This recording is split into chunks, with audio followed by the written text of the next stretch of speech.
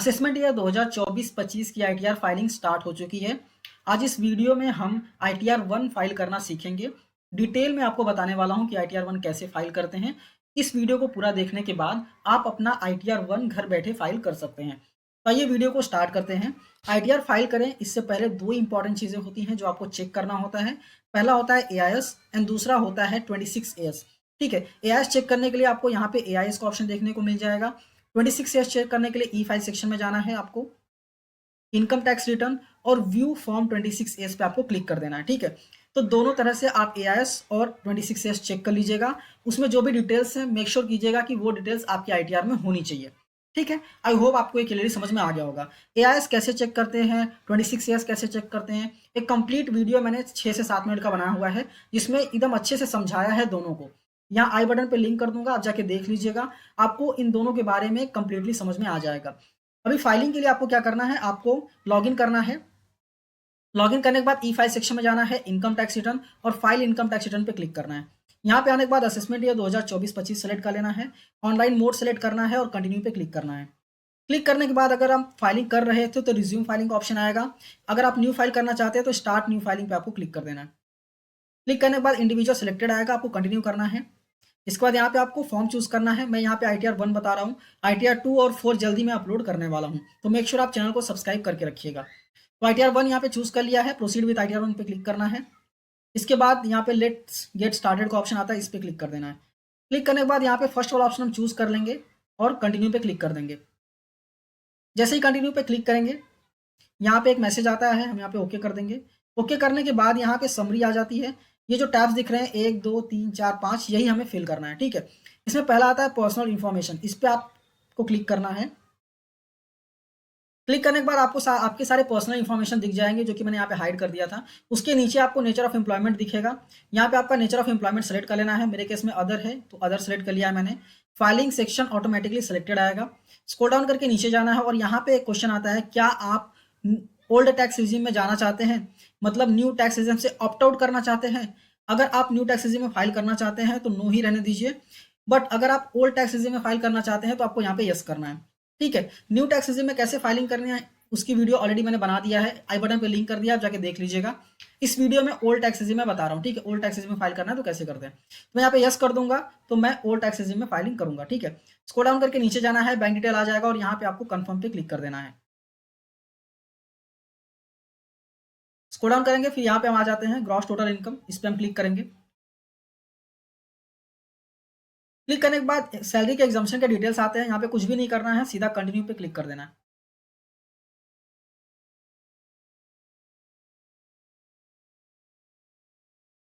Click करने के बाद यहाँ पे आता है इनकम फ्रॉम सैलरी, हम एडिट पे क्लिक करेंगे और यहाँ पे आपको सैलरी के डिटेल डालने हैं। एग्जाम्पल लेते हैं, मेरी सैलरी 5 लाख रुपए है या फिर 6 लाख रुपए लेते हैं। आपकी जो भी सैलरी रहेगी वो आपको यहाँ पे सैलरी डालनी है। ठीक है, आपकी जो भी सैलरी रहेगी वो सैलरी आपको यहाँ पे डालनी है। इसके बाद ये कंट्री रीजन बेसिकली यहाँ पे सिलेक्ट नहीं करना, सीधा डिलीट कर दीजिए अब इसको। ठीक है, स्क्रॉल डाउन करके नीचे आएंगे, कोई नेचर ऑफ एग्जाम्पशन है तो आप यहाँ पे डाल सकते हैं, कोई नेचर ऑफ एग्जाम्पशन नहीं है तो आप इसको स्किप कर दीजिए, कोई दिक्कत नहीं है। ठीक है, कुछ भी नहीं है सीधा डिलीट कर दीजिए। कोई एग्जाम्पशन है तो आप सिलेक्ट कर सकते हैं। एग्जाम्पल लेते हैं, मान लीजिए एलटीए है तो एलटीए सेलेक्ट करके आपको यहाँ पे अमाउंट डालना पड़ेगा। ठीक है, नहीं है तो सीधा आप डिलीट कर दीजिए, कोई दिक्कत नहीं है। स्क्रॉल डाउन करके नीचे आएंगे, स्टैंडर्ड डिडक्शन ऑलरेडी आ जाता है। अगर आपके पास फॉर्म 16 है और उसमें प्रोफेशन टैक्स है तो आप यहाँ पे डालिए, नहीं है तो इसको स्किप कर दीजिए। ठीक है, और उसके बाद आपको सेव पे क्लिक कर देना है। इसके बाद स्क्रॉल डाउन करके नीचे आएंगे तो यहाँ पे आता है income from house property. House property में अगर आपका सेल्फ ऑक्यूपाइड प्रॉपर्टी है, उसमें इंटरेस्ट का पेमेंट करते हैं तो आप यहाँ पे सेल्फ ऑक्यूपाइड प्रॉपर्टी है, लोन लिया है और इंटरेस्ट का पेमेंट करते हैं तो आप यहाँ पे डाल सकते हैं, डिडक्शन ले सकते हैं। या फिर अगर आपको रेंट भी रिसीव होता है तो भी आप कर सकते हैं। अगर करना है तो ऐड एडिट पे क्लिक करिए आप। यहाँ पे ऑप्शंस आएंगे, सेल्फ ऑक्यूपाइड है, लेट आउट है, डीम लेट आउट है। सेल्फ ऑक्यूपाइड पे क्लिक करेंगे तो यहाँ पे सिर्फ इंटरेस्ट का ऑप्शन आएगा, आपका जो भी इंटरेस्ट आप पे कर रहे हैं वो डाल दीजिए। अगर सेल्फ ऑक्यूपाइड लेट आउट है, मतलब आपको रेंट भी आ रहा है, तो आपको लेट आउट पे सिलेक्ट करना है। जैसे लेट आउट पे सिलेक्ट करेंगे आपको रेंट कितना मिल रहा है, आपने टैक्सेस कितना पे किए हुए हैं और आपने उस पर कोई इंटरेस्ट भी पे किया हुआ है क्या, ये सारी चीज़ें भरने के लिए आती हैं। अगर है तो आपको फिल करना है, ऐड करना है, नहीं तो इसको स्किप कर सकते हैं आप, कोई दिक्कत नहीं है। वापस हम स्क्रॉल डाउन करके नीचे जाएंगे, ठीक है। हाउस प्रॉपर्टी हमने देख लिया। अदर सोर्स में ऐड अनदर का क्लिक करेंगे। अभी यहाँ पे ना बहुत सारे क्वेश्चंस पूछते हैं यस नो में कि कौन कौन सी आपके पास इनकम है। इसमें से जो भी इनकम है वहाँ पे यस करके आपको अमाउंट डालना है। मान लीजिए सेविंग बैंक का इंटरेस्ट है आपके पास, तो यस कीजिए। जो भी इंटरेस्ट का अमाउंट है वो आप यहाँ पे डाल सकते हैं, ठीक है। जो भी आपके पास इनकम, फैमिली पेंशन है, अदर इनकम है, डिविडेंड इनकम है, आप यहाँ पे डाल सकते हैं, कोई दिक्कत नहीं है। इसके बाद आपको कंटिन्यू पे क्लिक कर देना है।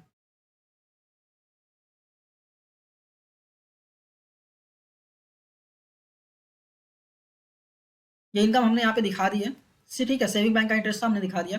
इसके बाद कोई एग्जाम्प्ट इनकम भी है आपके पास, तो आप यहाँ पे दिखा सकते हैं। ऐड अनदर पे क्लिक करके आप एग्जाम्प्ट इनकम को भी ऐड कर सकते हैं, ठीक है। नेचर ऑफ इनकम यहाँ पे आपको देखने को मिल जाएगा। आप स्क्रॉल करके देख सकते हैं जो भी इनकम है आपके हिसाब से, अगर है तो डालिए, नहीं है तो सीधा स्किप कर सकते हैं। एग्जाम्पल लेते हैं, अगर एग्रीकल्चर इनकम है लेस देन 5000, तो आप यहाँ पे अमाउंट डाल के ऐड कर सकते हैं। नहीं है तो सीधा कैंसिल कीजिए, एग्जाम्प्ट इनकम डालने की कोई जरूरत नहीं है, आप स्किप कर सकते हैं। इसके बाद स्क्रॉल डाउन करके नीचे आएंगे तो सारी चीज़ हमने यहाँ पे देख ली हैं। अब यहाँ पे कंफर्म करना है। यहाँ पे देख सकते हैं ग्रॉस टोटल इनकम हमने प्रॉपर्ली फिल कर दिया है। अब आता है टोटल डिडक्शंस, डिडक्शंस पे आपको क्लिक करना है। कोई भी डिडक्शन है, अगर आप यस करना चाहते हैं तो यहाँ से यस कर सकते हैं, नहीं तो सीधा आपको क्या करना है, सीधा स्क्रॉल डाउन करके नीचे आइए, ठीक है। ये सारे डिडक्शंस है तो आप डाल दीजिए, नहीं है तो ऐसे ही छोड़ दीजिए, कोई दिक्कत नहीं है। हम सीधा जाएंगे कंटिन्यू पे। जो मेजर डिडक्शंस होते हैं सबके पास, वो होते हैं एटीसी, एटीडी और एटीटीटीए, जो कि सेविंग बैंक का इंटरेस्ट का डिडक्शन मिलता है आपको, ठीक है। तो जनरली मेजर जो है ये सारे डिडक्शन सबके पास होते हैं। कुछ लोगों के पास एटीजी भी होते हैं डोनेशन वगैरह के, ठीक है। तो वो भी कैसे फिल करना मैं आपको बता देता हूँ। यहाँ पे देख सकते हैं सेक्शन एटीडी आ गया, पहले एटीडी देख लेते हैं।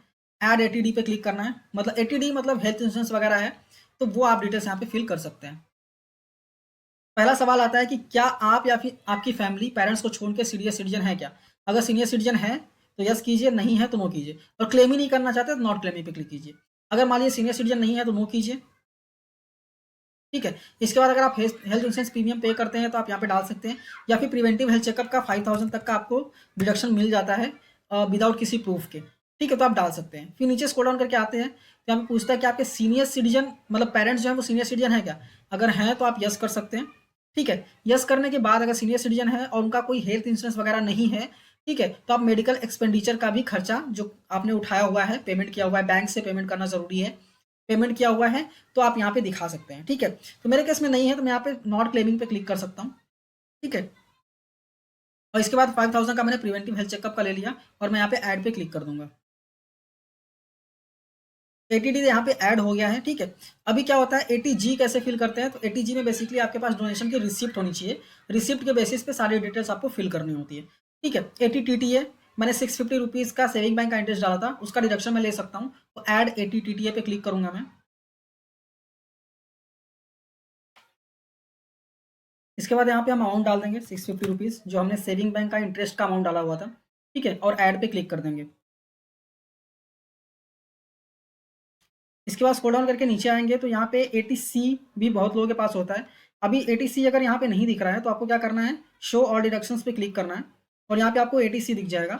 यहाँ पे life insurance premium, deferred annuity, contribution to provident fund, फिर आप सर्टन इक्विटी शेयर्स मतलब आपने ईएलएसएस में डाले हुए हैं, और बच्चों के ट्यूशन फीस वगैरह हो गए, ये सारी चीज़ें ना आपको एटीसी में ही मिल जाते हैं। आपने एफडी की है 5 साल की, टैक्स सेविंग एफडीज, वो भी यहाँ पे आपको देखने को मिल जाता है, ठीक है। तो यहाँ पे जनरली ना 1.5 लाख कंप्लीट हो जाता है सबका। और अगर जिनका कंप्लीट नहीं होता है वो इन्वेस्टमेंट्स करके भी कंप्लीट कर सकते हैं, ठीक है। तो अगर आप ईएलएसएस में इन्वेस्टमेंट्स करना चाहते हैं तो हम ईएलएसएस में भी इन्वेस्टमेंट्स कराते हैं, तो आप हमसे कांटेक्ट कर सकते हैं। हम ईएलएसएस में अभी से इन्वेस्टमेंट्स करना चालू कर देंगे एसआईपी के थ्रू, जिससे कि आपका जो है नेक्स्ट ईयर का प्लानिंग प्रॉपर्ली हो जाए, ठीक है। तो यहाँ पर हम 1.5 लाख पूरा डाल देंगे। इसके बाद ऐड पे क्लिक कर देंगे। जनरली अगर आपका 1.5 लाख कंप्लीट हो तो ही आपको डालना है, ठीक है। ऐसे ही आपको 1.5 लाख नहीं डालना है, 1.5 लाख आपको कंप्लीट होना ही चाहिए, ठीक है। सारी चीज़ें आपको ऐड करके एक बार देख लेनी है। तो देखिए यहाँ पे एटीसी भी कंप्लीट हो गया है, हमने एटीडी भी फिल कर दिया, एटीटीटीए भी फिल कर दिया, तो यहाँ पे सारी चीज़ें फिल हो चुकी है। हम सीधा कंफर्म पे क्लिक कर देंगे। उसके बाद हम स्क्रॉल डाउन करके नीचे आएंगे तो यहाँ पे टैक्सेस पेड का ऑप्शन देखने को मिल जाता है। हमारा कुछ भी टैक्स वगैरह टीडीएस वगैरह नहीं कटा हुआ है, इसकी वजह से यहाँ पे 0 दिख रहा है। आपका अगर टीडीएस कटा होगा ना तो टीडीएस यहाँ पे आपको दिखेगा, ठीक है। अभी टीडीएस रिलेटेड एक बहुत ही इंपॉर्टेंट बात है, जिन पर्सन्स का टीडीएस डिडक्ट होता है उनको आईटीआर अभी फाइल नहीं करना है, क्योंकि क्वार्टर 4 का टीडीएस जो है वो अभी तक अपडेट नहीं हुआ है। ठीक है, वो अपडेट होगा मे बी मई के लास्ट वीक में या फिर जून के फर्स्ट वीक में अपडेट हो जाएगा प्रॉपरली। उसके बाद ही आप फाइल कीजिए, या फिर जैसे आपको आपका फॉर्म 16 मिल जाता है तब आप फाइल कीजिए, तो ज़्यादा अच्छा रहेगा आपके लिए। यहाँ पे टीडीएस कुछ कटा नहीं है, तो हम सीधा क्या करेंगे, कन्फर्म पे क्लिक कर देंगे।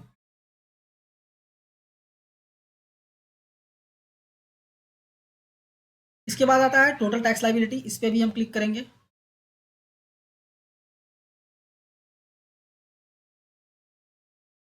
आप यहाँ पे देख सकते हैं कैलकुलेशन प्रॉपर्ली आ गया है। इनकम था 5,50,650, हमने डिडक्शंस ले लिए हैं और हमारा जो रिमेनिंग इनकम बच रहा है टैक्सेबल वो है 3,95,000। उस पर टैक्स आता है 7,250 और 7,250 आपका रिबेट में डिडक्ट हो जाता है।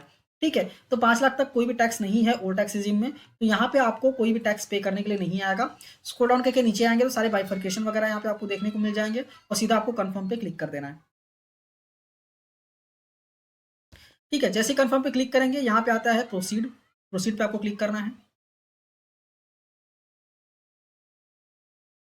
यहाँ पे एक समरी आ जाएगी। ठीक है, ये समरी आपको देख लेना है, कुछ भी यहाँ पे नहीं है, नॉर्मल है। इसके बाद प्रीव्यू रिटर्न पे आपको क्लिक कर देना है।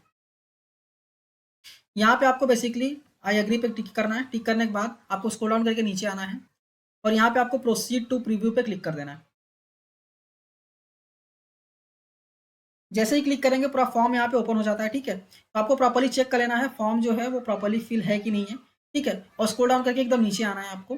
ठीक है, नीचे आने के बाद यहाँ पे आपको प्रोसीड टू वैलिडेशन पे क्लिक करना है। जैसे ही क्लिक करेंगे यहाँ पे वैलिडेशन सक्सेसफुल करके आ जाएगा, मतलब कोई भी एरर नहीं हुई है आपको फॉर्म प्रिपेयर करने में। इसके बाद प्रोसीड टू वेरिफिकेशन पे क्लिक करके आप आधार ओटीपी से अपना आईटीआर को वेरीफाई कर सकते हैं। तो आई होप आपको क्लियरली पूरा प्रोसेस पता चल गया होगा। अगर आप म्यूचुअल फंड में इन्वेस्टमेंट्स करना चाहते हैं तो म्यूचुअल फंड में इन्वेस्टमेंट्स हम करा के देते हैं। ठीक है, आप अगर इन्वेस्टमेंट्स करना चाहते हैं तो मुझे कमेंट में लिख के भेजिए कि आप इन्वेस्टमेंट्स करना चाहते हैं। हम डेफिनेटली अपना कॉन्टैक्ट नंबर देंगे, हम कॉल पे डिस्कस करेंगे कि म्यूचुअल फंड्स क्या होते हैं और आपके सोर्स ऑफ इनकम एंड आपके गोल के बेसिस पे कौन से फंड्स आपके लिए अच्छे होंगे, और आपका इन्वेस्टमेंट्स भी हम करा के देंगे। हम एप्लीकेशन भी प्रोवाइड करते हैं जिससे कि आप अपना इन्वेस्टमेंट ट्रैक कर सकें। ठीक है, ये वीडियो आपको अच्छी लगी तो इस वीडियो को लाइक कीजिए, अपने दोस्तों के साथ भी शेयर कीजिए और ऐसी ही वीडियोस देखने के लिए चैनल को सब्सक्राइब करना मत भूलिए। मिलते हैं नेक्स्ट वीडियो में। Thank you for watching and all the best.